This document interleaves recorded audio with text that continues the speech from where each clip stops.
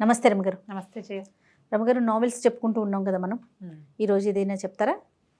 ఇవాళ ఒక special novel చెప్పబోతున్నా. ఓ, ఏంటండి అంత స్పెషల్? మామూలుగానే అభిమాన రచయితలు, అభిమాన నటులు, అభిమాన గాయకులు, వాళ్ళని చూడడానికి జనాలు చాలా ఎక్సైట్మెంట్ ఫీల్ అయిపోతారు. యాక్టర్స్ ఎవరైనా ఉంటే వాళ్ళ దగ్గరికి వెళ్ళి ఏం మాట్లాడాలో తెలియదు, ఏం మొత్తానికి వెళ్ళిపోతారు దగ్గరికి. నా దగ్గర కూడా అలా వస్తుంటారు కదా.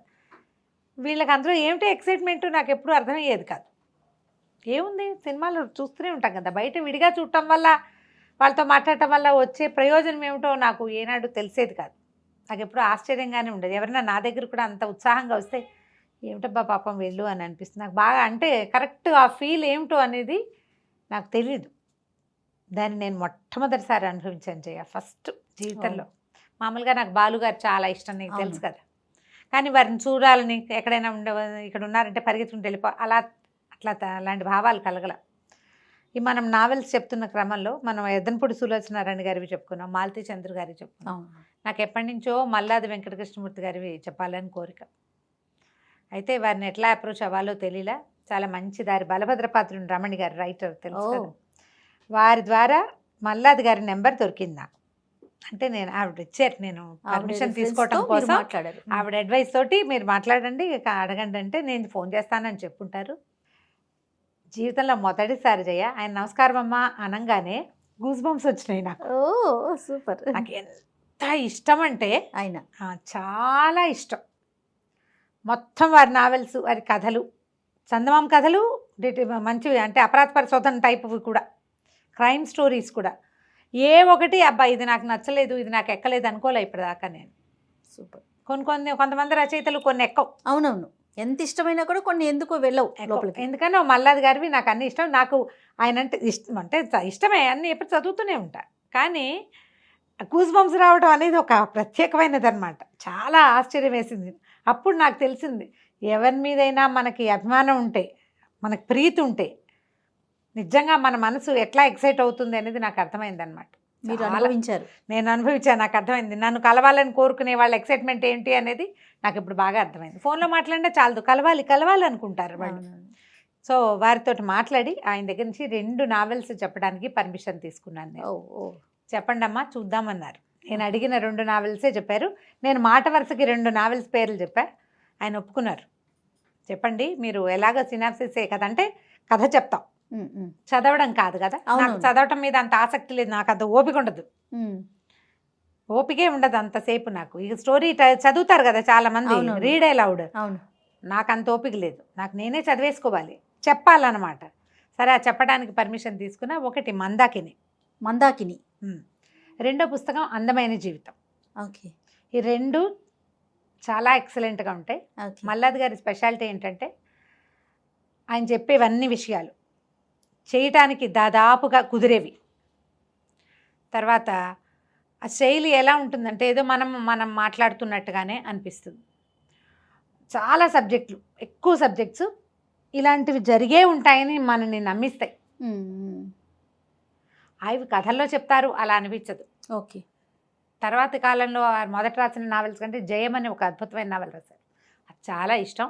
ఈ 2 నేను సక్సెస్ఫుల్గా వారిని మెప్పించగలిగితే, ప్రేక్షకులు ఎలాగూ అలవాటైన వాళ్ళు మనకి వినేస్తారు కదా, ఆయనకి నచ్చితే ఆ జయం కూడా తీసుకుని చెప్పాలని ఉంది నాకు. తప్పకుండా. ఒక ఆధ్యాత్మికమైన ధోరణిలోకి వెళ్ళినటువంటి వారి పరిణతి అందులో కనపడుతుంది అనమాట. చాలా నచ్చింది, అది కూడా చాలా బాగుంది నాకు. సో ఈ 2 నావెల్స్లో మందాకిని చెప్దాం ఇప్పుడు. అంటే ఈ ఉపోద్ఘాతం ఎందుకు చెప్పానంటే నేను దీనికోసం ప్రయత్నం చేశానని చెప్పడం కోసం అన్నమాట. అయితే ఈ మందాకిని నవలని చిన్నప్పుడు కొంచెం నేను జస్ట్ స్కూల్ దాటి 80sలో వచ్చిందని అనుకుంటున్నా. చదివినప్పుడు బాగానే ఉంది.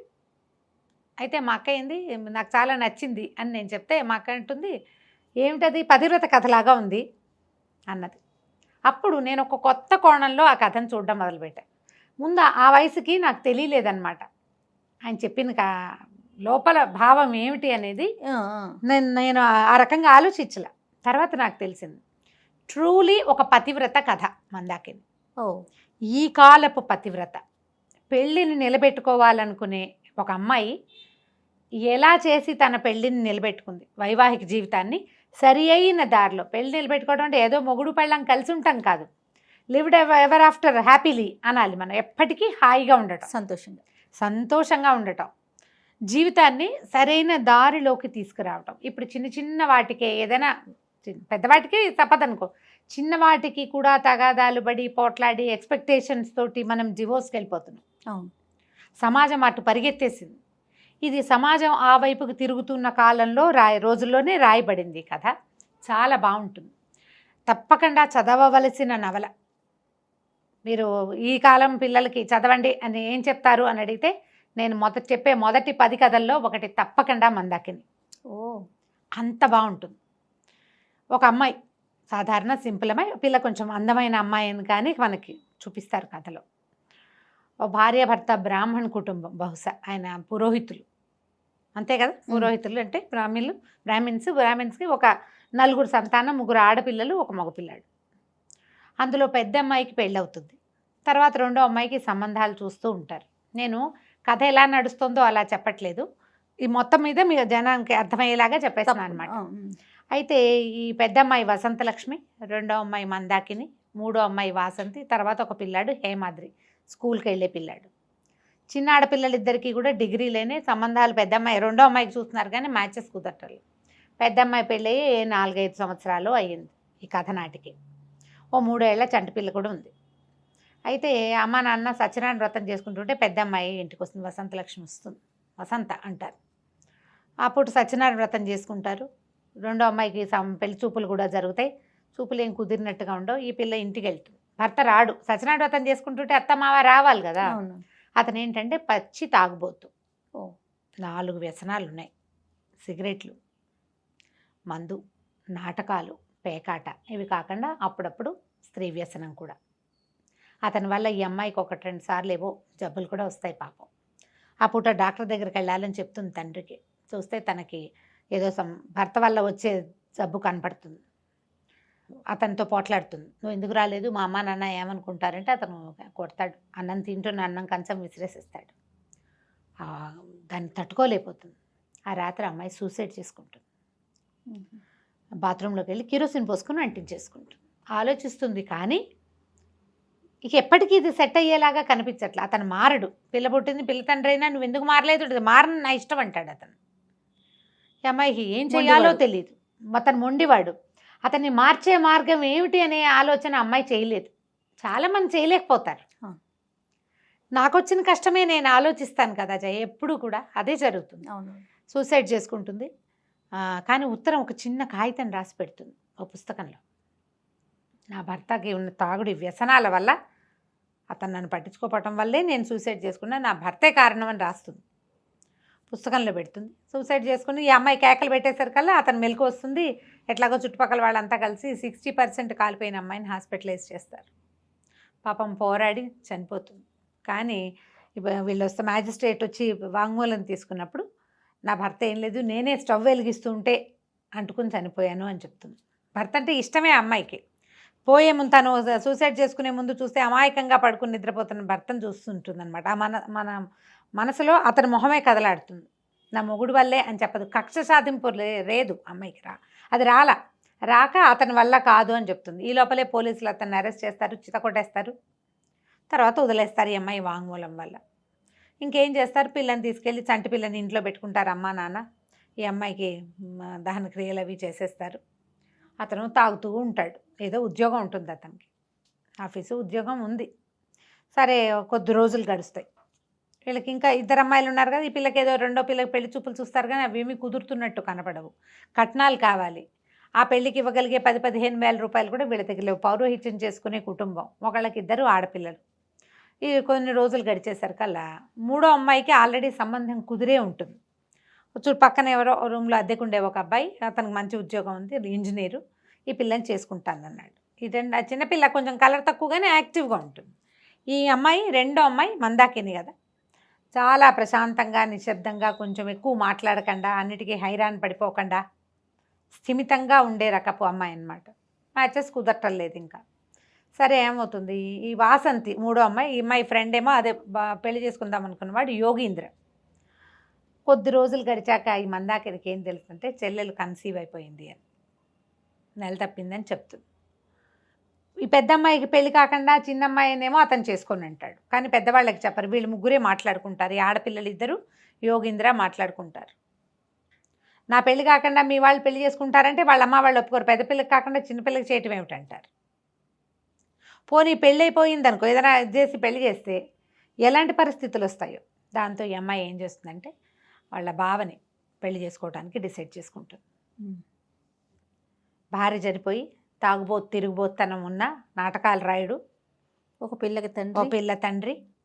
సరే అతనికి ఫోన్ చేసి నేను పెళ్లి చేసుకుంటానని చెప్తాను. అతను వచ్చి ముహూర్తం పెట్టించండి అంటే తల్లిదండ్రి ఆశ్చర్యపోతారు. మనం కట్నాలు ఇవ్వలేకపోతున్నాం కాబట్టి పిల్ల ఇలాంటి నిర్ణయం తీసుకుంది అనుకుంటారు. వాళ్ళకి చెప్పదు ఈ పిల్ల కన్సీవ్ అయిన సంగతి. చెల్లెలకి తెలుసు తన కోసమే అక్క ఇట్లాంటి పని చేస్తుంది అని. సరే ఇంకేమవుతుంది, మెల్లిగా చూసుకుని పెద్ద చిన్న పిల్లాడు కూడా ఇష్టపడ్డు. దుర్మార్గుడు వీడి వల్లే అక్కయ్య చచ్చిపోయిందను మరి సహజం కదా. చివరికి మొత్తానికి పెళ్లి చేసేసుకుంటారు. తండ్రే చేస్తాడు పెళ్లి, ముహూర్తం పెట్టించి పెళ్లి చేస్తాడు. ఈ పెళ్లి చేసుకున్న తర్వాత ఇక అమ్మాయి కాపురానికి వస్తుంది. ఆ అమ్మాయి ఇతన్ని ఎలా దారిలో పెట్టిద్ది అనేదే ఈ మందాకిని కథ. మెల్లిగా భర్తను పరిశీలించడం మొదలు పెడుతుంది. అతని అలవాట్లు, ఎందుకు ఇంత వ్యసనపరత్వం ఉంది, ఏమిటి ఇతనికి అసలు ఏం కావాలి, ఒక్కొక్క దాని మీద అలా వర్కౌట్ చేయటం మొదలు పెడుతుంది అనమాట. అమ్మాయి తెలివిగలదని చెప్పుకున్నాం మొదటి. నిదానస్తురాలు, తెమకదు తొందరగా. అయితే వెళ్ళేటప్పుడు ఈ మల్లాది గారి నావెల్స్లో నాకు చాలా ఇష్టమైనవి కొన్ని కొటేషన్స్ లాంటివి చాలా బాగా ఇస్తారు. నేను దాన్ని అప్పుడప్పుడు వాడుకుంటూ ఉంటాను కూడా. ఏదైనా సరే భర్తలు అరిచేతులు ఇసుక లాంటి వాళ్ళు. అరిచేతులు ఇసుక అట్లా పెట్టుకుంటే చక్కగా కుదురుగా ఉంటుంది. దాన్ని గట్టిగా బిగించాలని అనుకుంటే ఏమవుతుంది, వేళ్ళలో నుంచి జారిపోతుంది. ట్రై చేసి చూడండి ఎవరైనా. 100% నిజం. వీళ్ళని పదిలంగా ఉంచుకోవాలంటే గుప్పిడి ముయ్యకూడదు, పిడికిలు బిగించి హ్యాండిల్ చేద్దాం అనుకోకూడదు. అలాంటి కొన్ని వాక్యాలు కనిపిస్తాయి అన్నమాట. గిచ్చకూడదు, మానసికమైన పించింగ్ చేయకూడదు. ఎవరినైనా ఇప్పుడు పించ్ చేస్తే మనం వాళ్ళు నోరు తీసుకుని పడతారు, తిరుగుబాటు వస్తుంది కదా.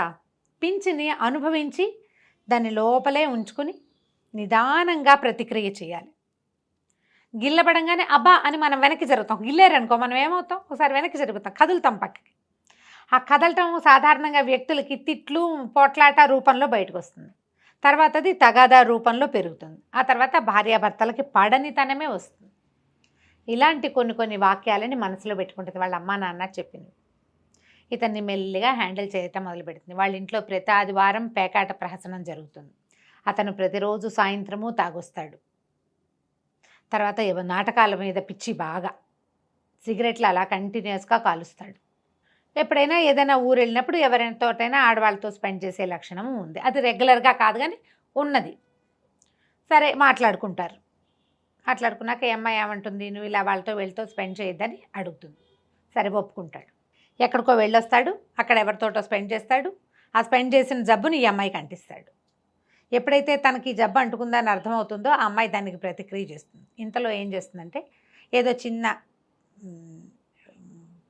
కొద్ది రోజులు గడవంగానే ఒకరోజు అతను బాగా తాగేసి ఇంటికి వచ్చి మర్నాడు కూర్చున్నాక ఆ కాగితం తీసుకొచ్చేస్తుంది. వాళ్ళ అక్క ఒక ఉత్తరం రాస్తుంది కదా, మరణ వాంగ్మూలం లాంటిది, ఏమనాలి, డెత్ నోట్ అనాలి కదా. ఆ కాగితం చూపిస్తుంది. అతనికి హడిలిపోతాడు. నువ్వు ఇది ఎందుకు పోలీసులకి ఇవ్వలేదు అంటాడు. ఏమో నాకు శిక్ష పడేది వస్తుందని మీరు చూసుకునేవాళ్ళు కదా, నువ్వు ఎందుకు ఇవ్వలేదు అని అడిగితే వస్తు గురించే దాని తల్లి ఎలాగూ లేదు, తండ్రి కూడా లేకుండా పోతాడని దాచిపెట్టానంటూ చాలా సంతోషిస్తాడు. అమ్మాయి ఆ ఉత్తరం కాగితం కనుక ఇస్తే ఏముంది, శాశ్వతంగా ఎంత కష్టమైందో తెలుసా, కొట్టారు నన్ను, వాళ్ళకి అవకాశం ఉంటే నన్ను చంపేసేవాళ్ళు అక్కడ అంటాడు. చంపకుండా పోలీస్ స్టేషన్ నుంచి బయటపడ్డాడు. ఉత్తరం చింపేస్తాడు. ఇంత సహాయం చేసినందుకు నువ్వు ఏమడిగితే అది చేస్తానంటాడు. సరే అమ్మాయి ఏమంటుంది, రోజు నాతోటి చదరంగం ఆడండి, ప్రతిరోజు సాయంత్రం ఆడాలి, 1 సంవత్సరం పాటు నాతోటే ఆడాలి. అతను నవ్వచ్చు, చీర నాకు అడగాలి కదా నువ్వు గిఫ్ట్గా అంటే, నాకు అవన్నీ వద్దు, నాకు ఇదే కావాలంటూ. మర్నాడు అతను ఆఫీస్ నుంచి రాగానే ఒక చిన్న కిరసనాయిల డబ్బా ఒకటి వేసి మధ్యలో దాని మీద చదరంగం మన దగ్గర బోర్ లేదంటాడు, నా దగ్గర ఉంది, నాకు వచ్చు అంటూ కూర్చోబెట్టి ఆర్ట్ నేర్పించడం మొదలుపెట్టింది. అతని తత్వం ఏదైనా ఒక కొత్త విషయం, కొంచెం సాల్వ్ చేయలేని విషయం, కొంచెం డిఫరెంట్గా ఉండేవి అవి వినడం ఆసక్తి అతనికి. ఆ పట్టుకుంటుంది అనమాట ఆ పాయింట్. చదరంగా నేర్పిస్తుంది. మామూలుగా అరగంటలో అసలు 5 నిమిషాలు కూడా ఇంట్లో ఉండని వాడు 1 గంట కూర్చుంటాడు. నేర్చుకోవాలి. చదరంగంలో ఎన్ని ఉంటాయి? అవునవును. ఇన్ని గళ్ళు, ఈ 64 గళ్ళు. దీనికి ప్రాతిపదికగా ముందు మనకి వడ్ల గింజల పుస్తకం చదివినట్టు చూపిస్తారు. వడ్ల గింజల కథ చాలా కాలం క్రితం మనం చెప్పుకున్నాం, నీకు గుర్తుందో లేదో. ఒక తంగిరాల శంకరప్ప అనే ఒక యువకుడు రాజావారిని ఓడిస్తాడు ఇంకో చోటకు వచ్చి. అవునండి. ఆ వడ్ల గళ్ళు అంటే ఈ చదరంగం గళ్ళలో మొదటి గళ్ళలో ఒక వడ్ల గింజ, రెండో దాంట్లో 2 గింజలు, దానికి డబల్ పెట్టమంటే మొత్తం వాళ్ళ పరగణాల్లో పండే పంటలు ఏవి కూడా దానికి సాటిరావు. అవును. అతను ఓడిస్తాడు. ఆ కథని అమ్మాయికి చాలా ఇష్టం. ఎక్కువసార్లు చదివి బ్రెయిన్ అట్లా పదును పెట్టుకుంటుంది. అందులో ఉన్న సంభాషణలు కూడా చాలా బాగుంటాయి. అక్కడి నుంచి మెల్లిగా అతనికి ఆట అలవాటు అవుతుంది. ఈ ఆడేటప్పుడు స్నానం చేసిరంటే అని స్నానం బలవంతం చేస్తుంది. ఓ వారం పోయాక స్నానం అలవాటు అయిపోతుంది. స్నానం అలవాటైతే మానలేరు అస్సలు. క్లీన్గా ఉండటం. మెల్లిగా ఇతనికి చదరంగం అలవాటు అవుతుంది. పేకాట కంటే చదరంగం చాలా తెలివైన ఆట. పేకాట ఏముంది, లక్ కదా. అవును. పేకాటలో తెలివి పర్సెంట్ 2%, మిగిలిన 98% లక్కే. చదరంగం పూర్తిగా తెలివే, లక్ ఫ్యాక్టర్ లేదు అందులో అసలు. అవును. ఇది ఛాలెంజింగ్గా ఉన్న ఈ ఆట అతనికి అలవాటు అవుతుంది.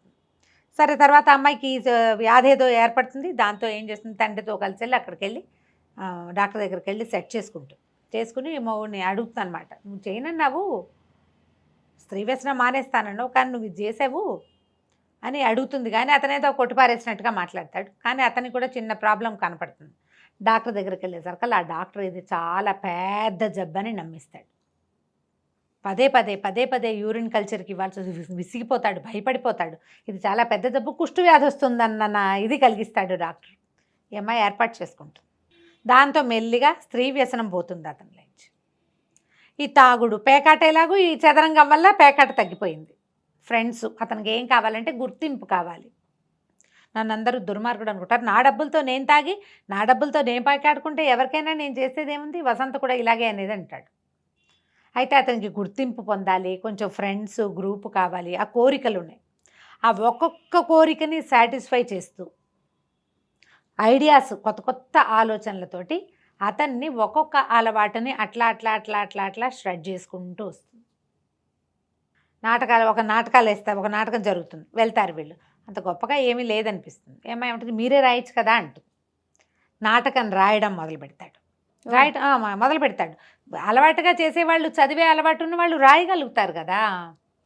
ఒక స్కిట్ లాంటిది రాస్తారు. ఇప్పుడు రాసే వాళ్ళంతా, వీళ్ళు స్కిట్స్ తయారు చేసే వాళ్ళంతా అంతే కదా. అది కూడా మన దైనందిన జీవితంలో ఉండే సిచ్యువేషన్స్ని తీసుకుని దాని మీద స్కిట్, నాటకాలు సక్సెస్ అవ్వటం మొదలు పెడతాయి. అమ్మాయి హెల్ప్ తోటే. ఆ అమ్మాయి కూడా మంచి సాహిత్యాభిలాష ఉంది, బాగా చదువుతుంది. అతనికి ఒక్కొక్క పుస్తకం చదివించడం మొదలు పెడుతుంది. ఈ వడ్ల గింజలు అవన్నీ, నావెల్స్ అన్నీ చదువుతాడు అతను. ఎప్పుడు పుస్తక పఠనం వ్యక్తుల్లో ఉన్న తెలివితేటల్ని బయటికి తీస్తుంది. కొత్త కొత్త ఆలోచనలు వస్తాయి కదా. ఒకటి చొప్పున మెల్లిగా అతని జీవితంలో ఎలాంటి మార్పులు వస్తాయో అదంతా ఈ కథలో మనకి కనపడుతుంది. ఇది ఒకే రోజున సినిమాటిక్గా ఒక వాక్యం చెప్పంగానే రెండో రోజు మార్పు ఏం కనపడదు. ఓ 2-3 రోజులు మారినట్టుండి మూడో రోజు మళ్ళీ వ్యసనానికి టెంప్ట్ అయిపోతారు మనుషులు కదా, సహజమే కదా. కానీ అలా హ్యాబిట్స్ తగ్గుతుంది. బయట తాగద్దు. అతనికి ఏంటంటే ఎక్కువ తాగేస్తే బూతులు వాగే అలవాటు, అతి వాగుడు. ఎక్కడో వెళ్తాడు, అక్కడ బాగా తాగేస్తాడు. వచ్చేటప్పుడు కార్లు వస్తే ఆ డ్రైవర్ అంటాడు, అసలు ఎక్కడైనా పారేసి రావాలమ్మా, ఇవన్నీ వెనకాల చిన్నపిల్లలు ఉన్నారని కూడా లేదు, ఎంత బూతులో ఎట్లా భరిస్తున్నావమ్మా అని తిట్టిపోస్తాడు. అతనికి 10 రూపాయలు ఇస్తే, వదిలేమ్మా రేపు మీ ఆయనకు ఒక క్వార్టర్ వస్తుందని మళ్ళీ ఆ 10 రూపాయలు వెనక్కి. అంత అసహించుకుంటాడు కార్ డ్రైవర్. దాంతో ఈ అమ్మాయి ఏం చేస్తుంది, అంతకుముందు ఒక టేప్ రికార్డర్ కొనుక్కుంటారు వాళ్ళు. అయితే ఇతను మధ్యలో మెలకు వచ్చి తిడతాడు, పిల్లని మొత్తం రికార్డ్ చేసి పెడుతుంది. మర్నాడు పొద్దున ఆయన తిట్టిన బూతులన్నీ అతనికే వినిపిస్తుంది. చాలా సిగ్గుపడతాడు. మామూలుగా ఉన్నప్పుడు వేరు, స్పృహలో లేనప్పుడు ఎలా పడితే అలా బిహేవ్ చేస్తారు. తాగుడు, నేను ఇలా తిడతానా అన్నాడు, నువ్వు ఇలాగే తిడతావు. మళ్ళీ ఓ వారం పోయాక మళ్ళీ రికార్డ్ చేస్తుంది. సిగ్గుపడతాడు, ఆపేసే అంటాడు. ఆపదు, వివిధ భారతి వినిపించినట్టు వినిపిస్తుంది అనమాట మొత్తం. మరి మారాలంటే తగ్గించుకోవాలి. ఇంత అతిగా తాకూడదు. అతిగా తాకుండా మొదలు పెడితే మానలేడు. మొదలు మానటం అసలు వల్ల కాదు. ఫ్రెండ్స్ ఉంటారు, బాగుండదు అనుకుంటాడు. చాలామంది మనకి వ్యక్తుల్లో ఉండే గుణాలు పుస్తకంలో భలే కనపడతాయి. చాలామందికి మానేశాను అని చెప్పడం ఏంటి, మీ ఆవిడ కోసం మానేసావా, మీ ఆవిడ ముందు ఆగలేవా, ఇలాంటివి మాట్లాడతారు ఫ్రెండ్స్. 2 పెగ్గులతోటి నేను ఇంతే తాగుతాను అని చెప్పి ఉండగలిగే వాళ్ళు రేర్గా కనపడతారు. నాకు తాగుడు అలవాట్లేదు అని అనేవాళ్ళు కూడా కొంచెంతో మొదలుపెట్టి ఫుల్గా అవుతారు. పార్టీకి పిలిచినప్పుడు తాగకపోతే ఎక్కిరిస్తారు. మీ ఆవిడ ఒప్పుకోదా, మీ ఆవిడ ఒప్పుకోదా, మీ ఆవిడని హ్యాండిల్ చేయలేవా, ఇలాంటివి అవమానకరంగా ఫీల్ అయ్యి మొదలు పెడతారు. ఇంకా అలవాటైపోతారు. భయమా అంటారు. లవ్ అఫైర్స్లో కూడా మనం అలాంటి అమ్మాయిని వదిలేస్తే నేనైతేనా దాన్ని చంపేసేవాడిని అలాంటివి చెప్తారు. అవునవును. చంపేశాక జీవితం ఏమిటో ఎవరికీ తెలియదు, కానీ ఇవి చెప్తారు అంటారు కదా ఫ్రెండ్ సర్కిల్లో. అందుకని అతనికి అలాంటి ధోరణి ఉంటుంది. ఈ అమ్మాయి ఏం చేస్తుందంటే, సరే వారంలో కొద్ది రోజులు బయట తాగు, మిగిలిన రోజులు ఇంట్లోనే తాగుదు. కానీ ఇంట్లోనే తాగినప్పుడు ఒకసారి పిల్లకు కూడా తాగిస్తారు, కొంత బ్రాందీ ఏదో తాగిస్తారు. దాంతో ఇంటికి తెప్పించడం ఇష్టం లేదు. తర్వాత ఏం చెప్తుందంటే, నీ ఫ్రెండ్ ఎవరో మీరు ఇంట్లో తాగినప్పుడు వసంతతోటి ఆడుగా బిహేవ్ చేశాడు, ఇంట్లో మాత్రం కుదరదు, నీ ఫ్రెండ్స్ని తేవద్దు, నువ్వు తాగు. అక్కడి నుంచి అతను తెచ్చిపెడితే ఈ అమ్మాయి ఏంటంటే ఆ పిల్లకి కూడా శ్రద్ధ అనమాట. అతని దగ్గర ఏమేం బ్రాండ్స్ ఉన్నాయి, అతను ఏమేం తాగుతాడు, దేనివల్ల ఏదవుతుంది, ఏది ఖరీదు, ఏది ఎక్కువ కిక్కిస్తుంది, అవన్నీ తెలుసుకుని జాగ్రత్తగా అతను తాగడానికి తీసుకుని బాటిల్ నుంచి కొంచెం తీసి పారబోసి నీళ్ళు పోసి పెట్టేయటం. ఇలా చేసి తాగుడిని కూడా మెల్లిగా తగ్గించుకొస్తుంది. అక్కడి నుంచి అతనికి ఎక్సైట్మెంట్ ఎక్కువ, అంటే కొంచెం కొత్తవి తెలుసుకోవడం మీద ఆసక్తి ఉంటుంది కదా. చిన్న చిన్న ఉత్తరాలు రాసి పెట్టడం, ప్రేమగా రాయటం, కృష్ణశాస్త్రి గారి కవితలు రాయటం, ఒక ఎక్సైట్మెంట్. సడన్గా బాక్స్ తీసేసరికి అందులో అన్నం బదులు దేవులపల్లి కృష్ణశాస్త్రి గారితో చిన్న కవిత్వం, నువ్వంటే నాకు ఎంతో ఇష్టం అని చెప్పటం. ఇవన్నీ ఏంటంటే ప్రేమను పెంచేసు. ఇవి ఇవాళ కుదురుతుందో లేదో నేను చెప్పలేను జయ దాన్ని. మన వాళ్ళు మెసేజ్లే సంసారాలు చేసేస్తున్నారు ఫోన్లలో కదా ఇప్పుడు నేను చెప్పలేను. కానీ మనుషులని అసలు నువ్వు ఇలా ఎందుకు చేస్తావు అని అడగాలన్న ఆలోచన కూడా రావట్లా, పోట్లాటే వస్తుంది మనకి. వీళ్ళ బిహేవియర్కి బేసిక్ థింగ్ ఏమిటిది, ఎక్కడి నుంచి ఇది వచ్చింది, అసలు వీళ్ళకి ఏం కావాలి, అది ఆ అమ్మాయి తెలుసుకుంటుంది. అతనికి క్రమంగా నాటకాలు 5-6 బాగా సక్సెస్ అవుతాయి, డబ్బు వస్తుంది, పిల్లకేవో గాజులు అవి చేయిస్తాడు, ఇంట్లోకేవో వస్తువులు కొంటాడు. అమ్మా నాన్న ఆశ్చర్యపోతూ ఉంటారు, ఏమిటి ఇతనిలో ఇలా మార్పు వచ్చింది. చెల్లెలు దీన్ని గమనిస్తుంది బాగా, ఇతను ఎట్లా చేంజ్ అవుతున్నాడు అని. ఎక్కడికైనా తీసుకెళ్తాం, అవుటింగ్, అసలు ఒక్కసారి వెళ్ళిన అవుటింగ్ ఎంత ఎక్సైట్మెంట్ని ఇస్తుందో తండ్రికి కూతురికి. ఈ అమ్మాయి పిల్లలు కలగకుండా జాగ్రత్త పడుతుంది. ఇది నేను చకచకా చెప్పేస్తున్నా. నిదానంగా సీక్వెన్స్ వైజ్గా స్లోగా చదివితే మీరు ఎంత ఎంజాయ్ చేస్తామో ఆ కథని. మనం కాసేపటికి మనం మందాకినైపోతే బాగుండు అనిపిస్తుంది నిజంగా. ఇప్పుడు ఎన్నేళ్ల క్రితం చదివాను అప్పుడే కాలేజ్ పిల్లని, అప్పటికి ఇప్పటికీ కూడా నేను అలాగే ఫీల్ అవుతాను. ఈ నాటకాలు సక్సెస్ అయ్యి సినిమాల్లో నుంచి కూడా అతనికి అవకాశాలు వస్తాయి. మా కథ రాయమంటే అమ్మాయి ఒప్పుకోవద్దు, ఇప్పుడు నువ్వు మద్రాసు వెళ్ళిపోవద్దు, వెళ్తే నువ్వు టెంప్టేషన్ నీకు ఇంకా పూర్తిగా నీకు అలవాట్లు పోలేదు, పోయాక వెళ్దు కానీ ఒప్పుకుంటాడు. తన జీవితంలో వచ్చిన మార్పు, తన సక్సెస్కి కారణం భార్యేనని బాగా ఒప్పేసుకుంటాడనమాట. చాలామందికి ఇదొక ప్రాబ్లం కూడా ఉంటుంది, నీ వల్ల నేను మారాను అలాంటివి చెప్పరు, ఒప్పుకోలేకపోతారు. పోనీ ఆడవాళ్ళు కూడా ఏం చేస్తారంటే నా వల్లే నువ్వు మారావు, నా వల్లే నీ జీవితం మారింది అని పోట్లాడతారు. నేను వచ్చాకే కదా నీ జీవితం బాగుపడింది, అలా కూడా అనకూడదు. అతను మాత్రం 1-2 సార్లు అది ఒప్పుకుంటాడు. ఆ అమ్మాయి కామ్గా ఉంటుంది. వసంత ఇలా తెలివిగా లేదు అని అనిపిస్తుంది. చూస్తూ ఉండగానే సంవత్సరంన్నర 2 ఏళ్ళు అట్లా గడిచిపోతాయి. ఇలాగే అసలు అతను ఆ సంవత్సరంలో మధ్యలో వాసంత వస్తుంది వీళ్ళ ఇంటికి ఒకరోజు. అబ్బో చదరంగం ఆడను, ఇంకా ఈ పిచ్చి వదలలేదా అని బావగారు నాతో ఆడతారంటే నేను ఆడను, మందాకిని పర్మిషన్ ఇస్తేనే ఆడతానంటాడు. అతనికి దాని మీద మాట మీద నిలబడే లక్షణం కొంత ఉంటుంది. అప్పుడప్పుడు దారతాడు కానీ ఎక్కువ భాగం ఉంటాడు. ఆ అమ్మాయి మాత్రం అతని ఈ ఆటని మాత్రం మాననివ్వదు. బ్రెయిన్ వాడడం మొదలు పెడితే ఎక్కువగా వాడతాం మనం. ఒక 2 సంవత్సరాలు గడిచిపోయిన తర్వాత ఇతనికి సినిమాల్లో అవకాశాలు వస్తాయి, తాగుడు బాగా తగ్గిపోతుంది, సిగరెట్లు బాగా తగ్గిపోతాయి, పేకాట అసలు లేనే లేదు, స్త్రీ వ్యసనం పూర్తిగా పోయింది. ఎందుకంటే లెప్రసీ వస్తుందన్న భయం వచ్చేసింది. మధ్యలో ఒకసారి మొదటి పరిచయం అయిన అమ్మాయి ఈ 2 ఏళ్ళకి తర్వాత ఒకసారి కలుస్తారు, వాళ్ళు వెళ్తాడు టెంప్ట్ వెళ్తే అప్పుడు కాసేపు ఒక 5 నిమిషాలు మాట్లాడుకునేసరికల్లా వైజాగ్ వెళ్ళాను అని చెప్పాల్సి వస్తుంది. వైజాగ్ అనగానే అతనికి ఇది గుర్తొచ్చేస్తుంది, అమ్మో నాకు కుష్టి వస్తే అని వెనక్కి వచ్చేస్తాడు. ఇక వెళ్ళడనమాట, చాలా తగ్గిపోతుంది. క్రమంగా వీళ్ళు పూర్తి నార్మల్ లైఫ్లోకి, ఎప్పుడైనా సరే లైఫ్లో ఎక్సైట్మెంట్ తగ్గిందని అనిపించంగానే మళ్ళీ ఒక కొత్త ఎత్తు ఎత్తటం, ఆ అమ్మాయి ఇంటిమసీలో కూడా అతనితో ఎక్కువ ఇంటిమేట్గా ఉండడానికి కూడా ట్రై చేస్తుంది. వాళ్ళు మన పద్ధతి మార్చుకోవాలి. మనకి జీవితం కావాలంటే నేను ఇలాగే ఉంటాను, నేను దిస్ ఈజ్ మీ అనకూడదు, ఐ కెన్ డూ ఎనీథింగ్ అనాలన్నమాట. కొత్త కొత్త ఐడియాలు ఎప్పటికప్పుడు ఎక్కడికైనా తీసుకెళ్ళటము, ఎవరింటికైనా వెళ్ళటము, ఎవరితోటైనా కలిసి ఎక్కడికైనా వెళ్ళిపోవటము, ఏదైనా కొత్తది నేర్చుకోవటము, కొత్తవి చదవటము, వీటితో మొత్తానికి లైఫ్ని బాగా మార్చుకొని చూపిస్తుంది. పాత జీవితపు ఛాయలు పూర్తిగా పోవటం ఎవరి జీవితంలోనూ కుదరదు. ఎంతో కొంత ఉంటాయి. అవి ప్రజెంట్ జీవితాన్ని అస్సలు ఇబ్బంది పెట్టకుండా ఉంచుకుంటే బాగుంటుంది. ఉంచుకుంటే లైఫ్ తాపీగా వెళ్ళిపోతుంది. 2 ఏళ్ళ తర్వాత ఈ అమ్మాయి పిల్స్ వాడడం మానేస్తుంది, ప్రెగ్నెన్సీ వచ్చిందని చెప్తుంది భర్తకి. వసంతలక్ష్మితో కలిసి సత్యనారాయణ వ్రతం వాళ్ళ అమ్మా నాన్న వ్రతం చేసుకోవడంతో మొదలైన కథ ఈ అమ్మాయి నేను ప్రెగ్నెంట్ని అని చెప్పడంతో ముగుస్తుంది. పూర్తి ఒక 2-2.5 సంవత్సరాల కథ అనమాట. ఈ 2.5 ఏళ్లలో ఓ అమ్మాయి ఎట్లా పెళ్లి కావాల్సిన పిల్ల ఇలాగ ఒక రెండో పెళ్లివాడు, దుర్వ్యసనాలు ఉన్నవాడు, బిడ్డ తండ్రి, పైగా ప్రధానమైనది తమ అక్కయ్య చావుకి కారణమైన వాడు, అతన్ని పెళ్లి చేసుకుని చెల్లెల కోసం చేసుకుని తండ్రి వాళ్ళకి తెలిసిపోతుంది. అమ్మాయికి 3-4 నెలలు వచ్చాక ఈ భానుమూర్తికి కూడా తెలుస్తుంది. బావ అమ్మాయి భర్తకి భానుమూర్తి అతని పేరు, అతనికి కూడా తెలుస్తుంది. మరదలు వాళ్ళు వచ్చినప్పుడు మీ చెల్లెలు ప్రెగ్నెంట్ లాగా ఉందని అడుగుతాడు. ఎన్నో నెలలు అంటే 4వ నెలలో 5వ నెలలో చెప్తుంది. పెళ్ళై 2 నెలలకి 4వ నెల ప్రెగ్నెన్సీ ఏమిటి? అప్పుడు అతనికి స్ట్రైక్ అవుతుంది, దీనికోసమే ఈ అమ్మాయి నన్ను పెళ్లి చేసుకుంది అన్ని గొప్ప లక్షణం కదా అది. మరి అట్లా మెల్లిగా చేంజ్ వస్తుంది. చెల్లెలకు ఒక కూతురు పుడుతుంది. ఆ తర్వాత 2 ఏళ్లకి ఈ అమ్మాయి కూడా ప్రెగ్నెంట్ అవుతుంది. కథ చాలా బాగుంటుంది. ఖచ్చితంగా కొనుక్కొని చదవవలసిన నవల. పుస్తకం ఇంట్లో పెట్టుకుంటే కనుక మనకి ఎప్పుడైనా మనసు బాగున్నప్పుడు అండర్లైన్ చేసి పెట్టుకొని కొన్ని వాక్యాలు మళ్ళీ వాటిని చదివితే మనకు కొత్త ఐడియాలు వస్తాయి. ఇందులో బోల్డని చిట్కాలు ఈ పుస్తకంలో. దాక్షాయణి అని ఒక క్యారెక్టర్ వస్తుంది, భానుమూర్తి వాళ్ళ అమ్మ. ఆవిడ వచ్చి పాలు పొంగిపోకుండా ఉండాలంటే ఏం చేయాలి, గుండు సూదుల కింద పడితే ఏం చేయాలి, అలా చిన్న చిట్కాలు చెప్పిస్తారు.